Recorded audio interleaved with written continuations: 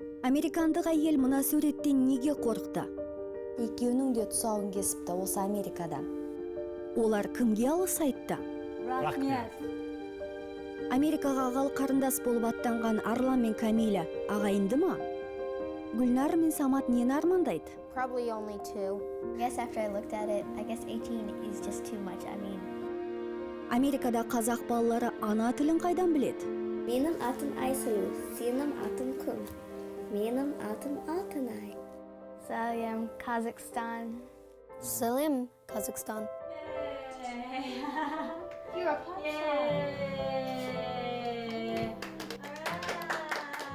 Қылығы тәтті өзінің алма қосылған пирогты Гүлнар біз үшін әзірлепті. Әдемі қыз өзі пісірген тәтті нанды өз қолымен салып беруде. Балмұзда қосып жеген өте дәмді болады деп айтып қояды. Осылайша ақшта қазақ қызының қолынан дәм таттық. Өскенде шығармашылық адамы болғым келеді. Нақты айтқанда суретші. Қолымнан келеді. Сурет салғанда қатты жақсы көрем. Акварельді қолданам. Бірақ бұл өнерді әлі де көп үйренуім керек. Аспазшы да болатын шығармын. Тағам әзірлеген өте ұнайды. Менің негізгі арманым Мен өскенде неше түрлі компьютер шығарғым келеді. Бұл күшті емес пе? Екінші арманым Егіздер нені армандайды? Соңыра білесіздер. Ешқандай қиындықтар болған жоқ. Америкаға келгенде олар тым кішкентай еді. Сондықтан өзгерістерді тез қабылдап, жаңа ортаға тез бейімделіп үйреніп кетті. Оның үстіне біз Қазақстанда 3 ай бойы олардың жанында болдық. Біз олар бізге тез бауыр басып кеттік. Шетел азаматтары баланы әлі ақыл есі кірмеген, сәби кезінде асырап алуға талпынады. Өйткені неғұрлым кішкентай болса, соғұрлым жаңа ата-анаға, жаңа елге сіңісіп кетеді.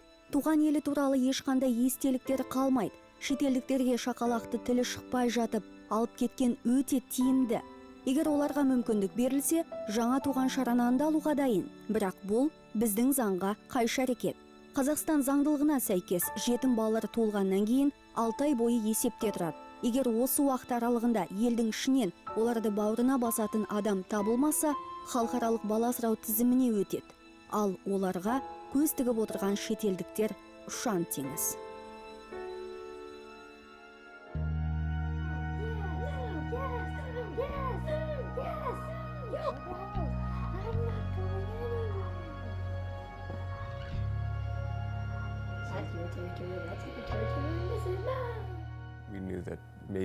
Мейсонның туған қарындасы немесе інісі болуы мүмкін, бірақ нақты еш нәрсе білмейміз. Аарон Брокс неге тек Мейсонды біздіңше Арланды ғана атады? Бәлкім, өздеріңіз де түсінген шығарсыздар. Бұл қыз бен бала туған ағайындылар емес, екеуін өмірге әкеліп, одан кейін тағдыр өткеліне тастап кеткен ана да, әке де бөлек. мен оны туған бауырымдай жақсы көрем. Өйткені менің кішкентай кезімдегі еш нәрсе есімде қалмады. Мен оны қатты жақсы көрем. туған әке-шешеміз бөлек адамдар екенін білеміз. Бірақ бұл менің оны туған қарындасымдай жақсы көруіме еш кедергі емес. Біз бірге ойнаймыз, пікірімізбен бөлісеміз, әрқашан бірге жүреміз. Мен осындай қарындасым бар болған үшін бақыттымын. Екеуміз жасты болсақ та, ол мені тыңдайды. Қазақстанға бала іздеп барған бұл жұп алдын ала бір қыз бір ұлды алуға жоспар құрған. Американдықтарға дене бітімі түзу, өне бойларында титтей де кінәрат жоқ, осындай сүйкімді балалар кезігіпті. Олармен кездесуге бара жатқанда қатты қобалжыдым. Өйткені білмедім, бізге қандай балаларды көрсететінін. Бірінші бөлмеге кіргенде Мейсонды көрдім.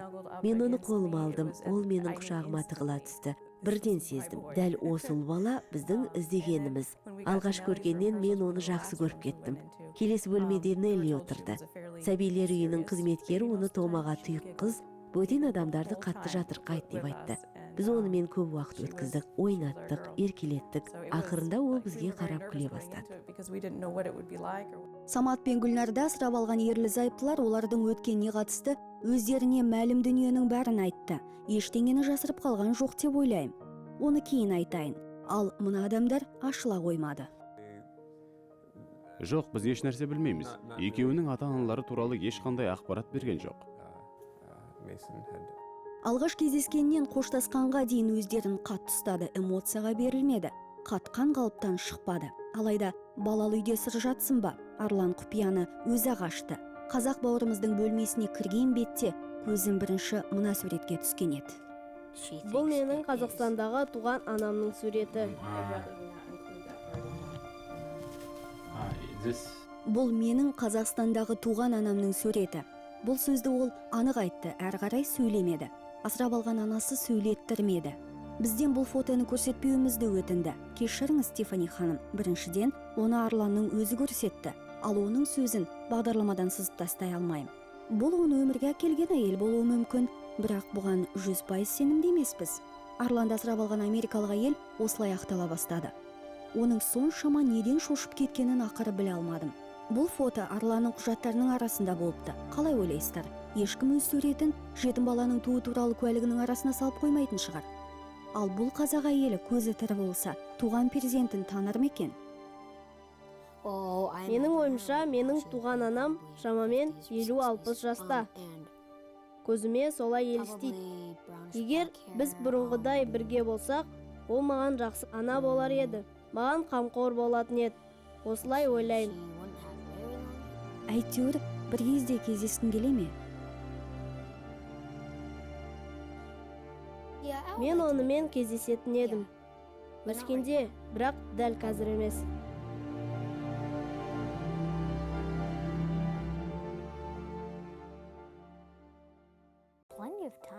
Өзімнің туған ата-анам туралы көп ойлағам.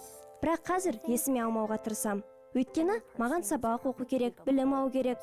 Мен ойымша, американдық ата-аналар да асырап алған балаларын дәл туған балалары сияқты жақсы көре алады. Ал егіздерді өмірге әкелген әйел олармен перзентханада қош айтысқан екен. Олардың анасының бойы ұзын, шашы қоңыр түсті. Әкелері белгісіз. Болды, бітті. Басқа мәлімет жоқ. Бар тапқан осы екі баланың аузына тосып, айланып толғанып отырған Кейси мен Ричтің айтуынша, қазақ әйелін Саматтың мүгедек болып туылуы шошындырған сыңайлы.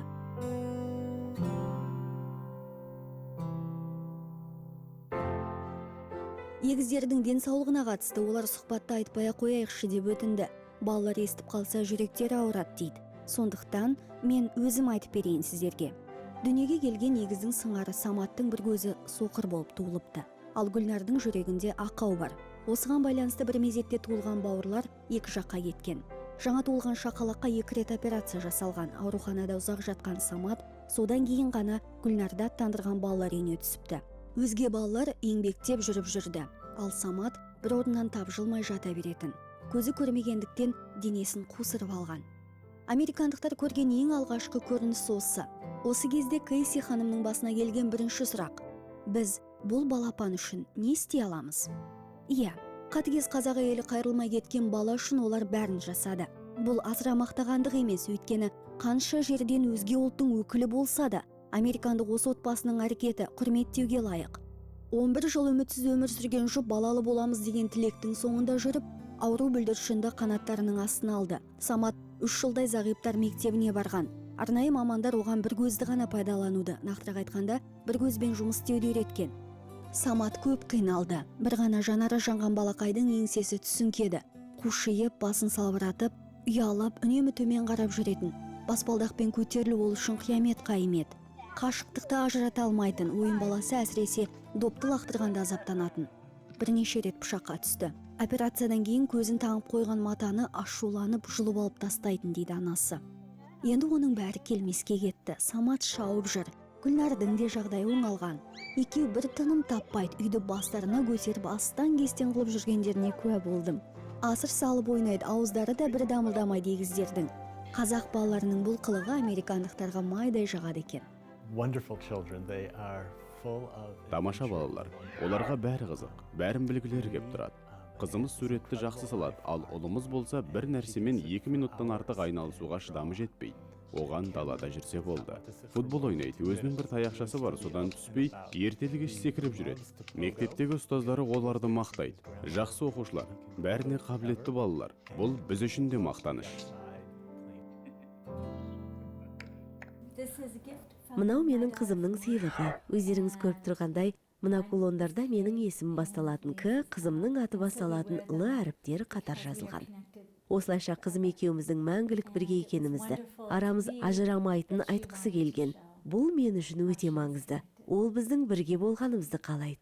Как показывает практика, большинство наших соотечественников берут в основном на усыновление только здоровых и маленьких детей. А что нам делать с другими детьми? Тәжірибе көрсеткендей, біздің отандастарымыз тек дені сау және кішкентай балаларды асырап алғылар келеді. Ал сонда басқа бүлдіршіндерді не істейміз? Бұл жағдайда не істеу керек?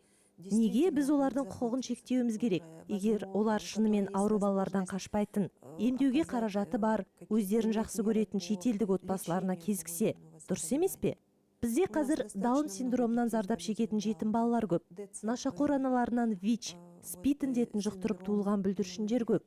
Бұл балаларды біздің азаматтар алмайды. Неге біз олардың бағын байлауымыз керек? Ну почему мы должны их лишать? Дегенмен американдықтар асырап алған 15 баланың ішінде тек 3-4 ғана кемтар болады екен. Тіпті алғашында баланың дертін білмей, анықталғанда бүлдіршінді елге қайтарып берген жағдайлары да кездескен. Американдықтардың барлығы бірдей кемтар бүлдіршіндерді асырап алуға құштар емес, оларға да дені сау сәби керек екенін атап өткім келеді. В Америке существует понятие медицинское страхование. Американдықтар алдымен баланың медициналық анықтамасын жақсылап қарайды. Ауру болса медициналық сақтандыру компанияларына жүгінеді. Олар алдымен біліп алады, медициналық сақтандыру барлық шығындарды жаба ма, жаппай ма? Халықаралық агенттіктер мүгедек балаға ата-ананы өздері тауып алдын ала суретін көрсетеді. Кемістігі бар балаларды қамқорлық алатындардың көбісі діни ұстанымдағы адамдар. Олар мұны Құдайдың ризашылығына бөлену деп есептейді. Жаратушыға айтқан сансыз құлшылықтары мен дастархан басындағы сыйынудан кейін ұққаным, Самат пен Гүлнарды қамқорлығын алған бұл отбасы да Құдайға қараған адамдар. Жаратқан бәрімізге ортақ десек те, олардың табынатындары икона екені анық. Ал мына суреттегі қазақ қызы Назира Молдағалиева аяғы жоқ болып туылған нәрестен асырап алған отбасы оған протез салып берген. Қазір Назира 11-де қатарластарынан қалмай шауып жүр. Техаста тұрады. Өкініштісі, Техасқа жол түспеді.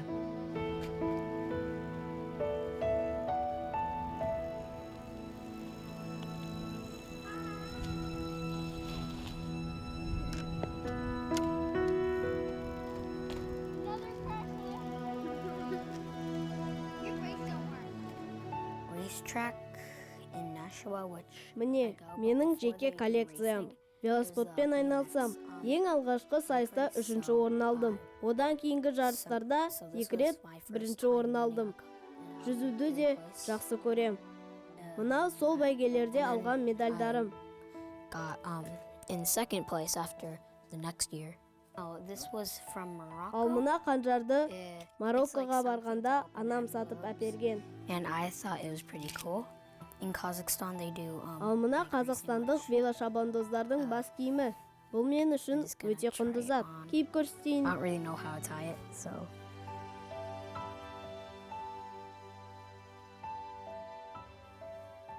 yeah, Бұндаймен тек мықтылар ғана сынға түседі. Осы тұста айта кетейін, жалпы ақштағы қазақ балаларының барлығы спорт десе ішкен астарын жерге қояды. Ол қыз деп бөлінбей барлық түрлерімен айналыса береді. Мәселен, Нелли біздіңше Камиляның да Арлан сияқты жетістіктері жетерлік. Баскетболға қатысады, жүзуден де сайыстардан қалмай әркез жеңімпаз атанып жүр. Әдебиетті де жаны сүйеді. to find the old man of the moon. He will know how she can bring good fortune to her family. Камиляның оқып тауысқан кітабына қысқаша сипаттама. Кішкентай қыз армандарды орындайтын бір қарияны іздеп алыс жолға шығады. Түрлі кедергілерден өтеді, қиындықтарға тап болады, сөйлейтін балықтармен кездеседі, ең соңында шалды табады. Бірақ қария оған тек бір ғана тілегін орындай алатынын айтады. Сол кезде кішкентай қызға таңдау түседі. Ол негізі байлық үшін асып еді талай асудан. Алайда өзінің арманын тәрк етіп, жол бойы өзіне серік болған ұша алмайтын айдаһарға көкке самғайтын қанат бер деп тілейді. Қария оның арманын орындайды. Сосын қызға байлық та бақ та дарыпты. Бұл оқиғаның ғибрат алатын тұсы мейірімді бол, айналаңа жақсылық жаса, сонда қалағаныңа жетесің. Қайырымды болсаң, арманың сені адаспай табады. бұл өмірде байлық ең маңызды нәрсе емес дегенге саяды. Міне, біздің Камиля осындай адамгершілікке үндейтін әдеби шығармаларды көп оқиды.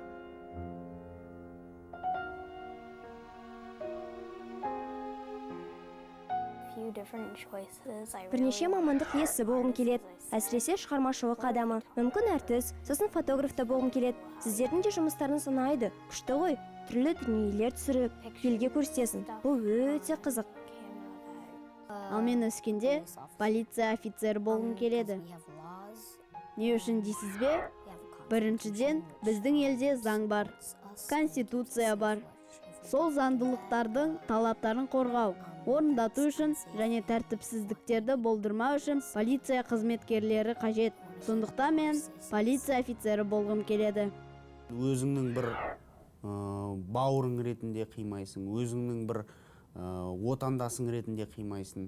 Кейбір қазақтың балалары, сол асырап алынған балалар, олар өте ақылды болып келеді, жаңағы көптеген еңбек қор болып келеді. Ертеңгі бір дамушы технологияларда бірдеме ойлап табуы мүмкін. Сол жақтан да қарасаң, мысалы, қимайсың соларды. Осы шетелдерде жағдай жасалып отыр. Осындай жағдай жасалғаны, осындай жағдайды Қазақстанда жасай алмаған себептер бар, мысалы. Сондықтан кетіп отыр. Ондай да себеп бар. Азаматтық пікірім ретінде мен қалар едім Қазақстанда жаңағы әрбір жанұяның әл-ауқаты өте жоғары болып, ертеңгі күні әркім өзінің нәрестелерін асырай алуға жағдайы жетіп, ондай жетім балалар болмайтынына. Конечно, мне хотелось бы, чтобы росло число местного усыновления. Ел ішінде бала асырап алатын адамдар көбейгенін қалаймын. Халық қандары бір қазақ бүлдіршіндерін асырап алудан тартынбас екен деймін. Осыған мемлекет тарапынан жағдай жасалса, Қазақстан билігі жетім балаларға пана бола алатын өз азаматтарымызға көмектессе, қаржы тұрғысынан. Тастанды сәбилерді қамқорлығына алатын ата-аналарға арналған арнайы орындар ашса, жетімектерді асырап алғаннан кейін баланың көңілін табу үшін әке-шеше өзін қалай ұстауы керек? Сондай психологиялық тұрғыдан дәрістер өткізілсе. Бір сөзбен айтқанда, Қазақстан үкіметі бала асырап алғысы келетін өз еліміздегі азаматтарды түсінсе, бұл игі әрі сауапты іс болар еді. Оперироваться на территории Казахстана.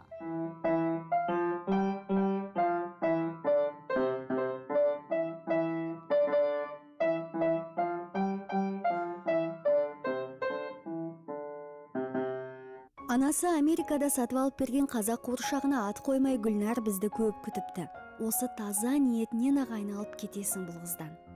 Айсұлу ұнай ма? Айсұлу.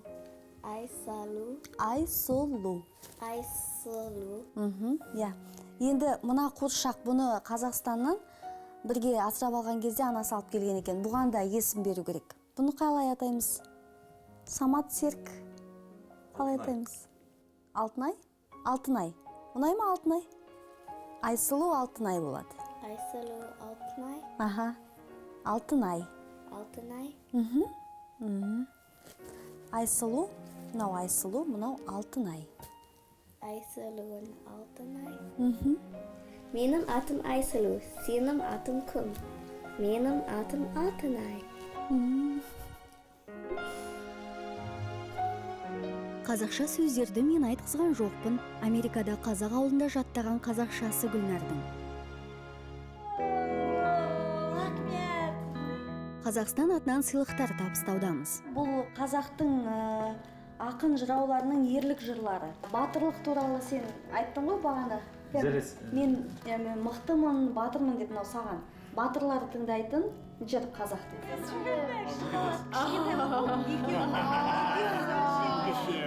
High five. Kevin, how about a hug? What would you say? Let it be cocky. Okay, thank you very much.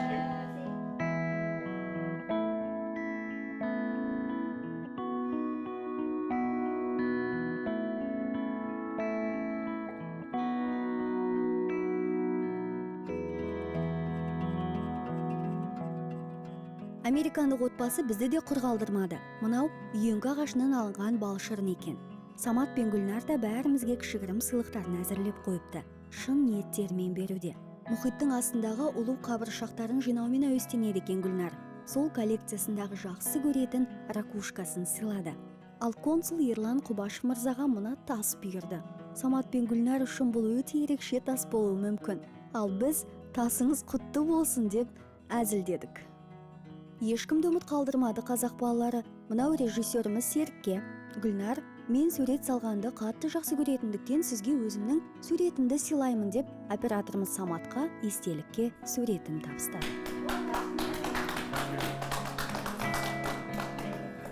Осылайша сыйлық беру рәсімі аяқталды. Біздің де қайтатын уақытымыз таяды. Айтпақшы, Саматқа сабақтан тапсырма берген екен. Туған елі туралы баяндама жасап келді. Ол қандай тақырыпқа жазсам болады дейді. Наурыз жақындап қалды ғой, ұлыстың ұлы күні. Енді Самат американдықтарға Самарқандтың көк тасы жібіген, күн мен түн теңелген ұлық мейрам туралы баяндама оқиды.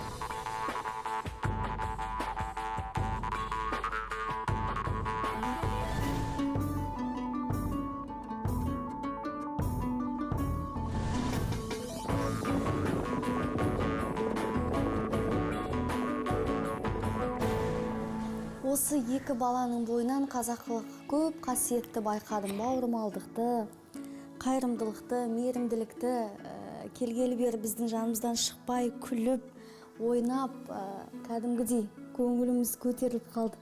Екеуінің де тұсауын кесіпті осы Америкада. Ұл бала атқа отыра білу керек деген қазақтың салтын да қалыс қалдырмапты американдықтар. Тұсау кесер рәсімінде оларды сәйгүлікке отырғызыпты. Thank you. Nice to meet you. Thank you. Мейсон деп айтпай қойыншы. Қазақ ұланына жараспайды бұл есім. Американдықтар үшін қосалқы және күнделікті атай бермейтін атын атап қоштастым. Менің атым Ли, сенің атың кім? Менің атым Жанар. Сен атың кім? Менің атым Кем, сенің атың кім? Менің атым Самат. Самат. Иә, оның да аты Самат. Ал Лидің есімі Гүлнар.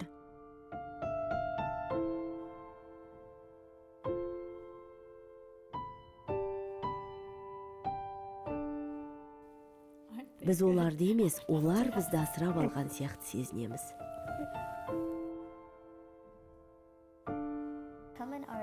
Менің негізгі арманым балаларым болғанын қалаймын. Екі балам болса деп ойлаймын.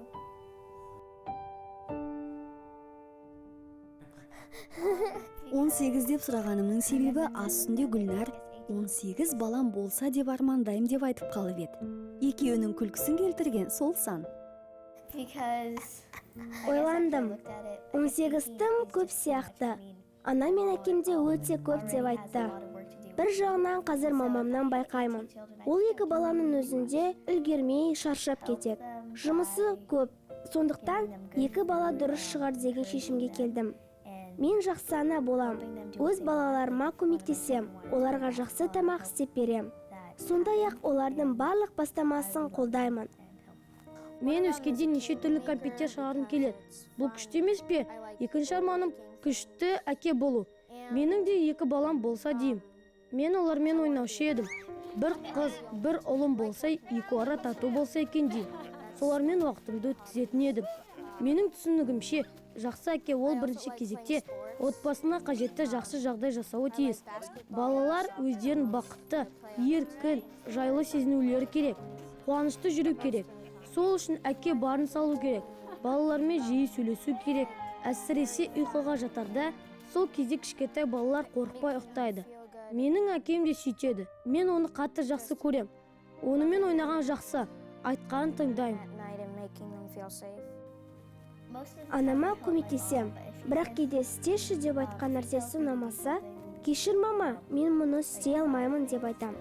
Біріншіден, анамыз бізді өте жақсы көреді, мейірімді, қамқор. Екіншіден, ол менің қалаған нәрсеме, тілегіме құлақ асады.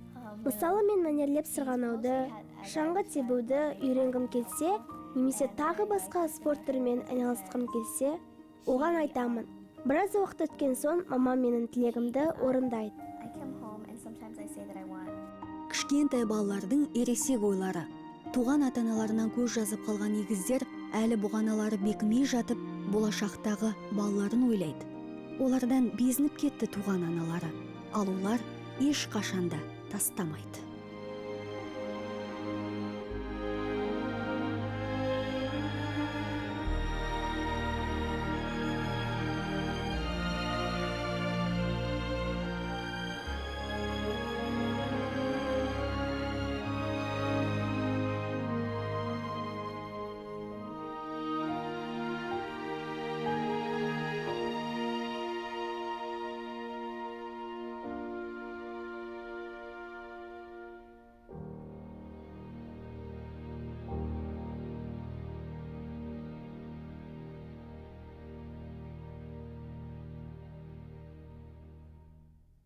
Америка армандар орындалатын мемлекет. Мұнда келуді, Американы бір көруді әрбір адам армандайды. Ал қазақстандық жетім балалар осы елге келуді армандады ма?